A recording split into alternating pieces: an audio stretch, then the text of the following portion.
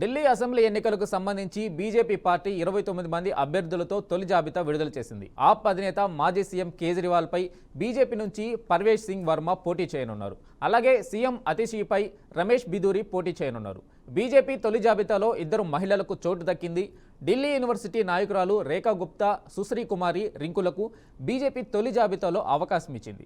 అయితే Delhi BJP chief Virendra Sachdev పేరు తొలి జాబితాలో లేకపోవడంతో ఆయన ఈ ఎన్నికల్లో పోటీ చేయబోరన్న ప్రచారం వినిపిస్తుంది.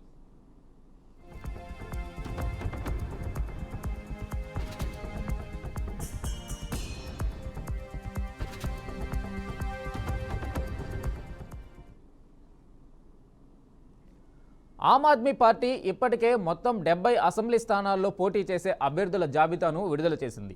2015 నుంచి ఢిల్లీలో ఆప్ అధికారంలో కొనసాగుతుంది. మరోసారి అధికారంలో కొనసాగేందుకు ఆమ్ ఆద్మీ పార్టీ ఢిల్లీ పీఠం ఈసారి కైవసం చేసుకోవాలనే పట్టుదలతో బీజేపీ ఉన్నాయి. అయితే 2014 నుంచి లోక్సభ ఎన్నికల్లో ఆమ్ ఆద్మీ పార్టీ ఒక్క సీటు కూడా గెలుచుకోలేకపోయింది. బీజేపీ 7 లోక్సభ సీట్లను గెలుచుకొని ఊపు మీద ఉంది. ఫిబ్రవరిలో ఢిల్లీ అసెంబ్లీ ఎన్నికలు జరుగుతాయని భావిస్తున్నారు.